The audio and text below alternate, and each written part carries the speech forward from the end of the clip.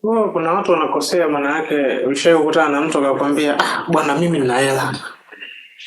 Si una idea yoyote nifanye nini ili nifanikiwe? Sana. Naweza nikasema kwa upande mmoja ama nyingine, kwa sababu kipi kinatangulia, ni wazo au pesa? Kinachotangulia ni wazo, sio pesa. Yaani pesa ikitafuta wazo inaweza ikapotea. Vizuri sana, ikatumika nyingi. Na wewe nikwambie, hakuna mtu utamwendea eti umwambie nina hela natafuta wazo kwa sina. Hayupo. Wanakosea sana.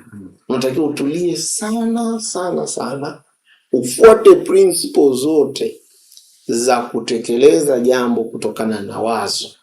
Ndio, hata kama mtu akikuletea wazo, umeelewa? Akikuletea wazo, bado ile swali lipitishe kwenye mchujo mpaka likae uone kabisa. Kwa hiyo unaona, kwa sababu tulivyokuwa tunajadili hapa, tumeona kabisa hata wazo lazima uulize, who are the customers? What am I going to get? Wako wangapi? Na solve nini? Usipokuwa na haya maswali yamejibiwa vizuri, utapoteza hela yako.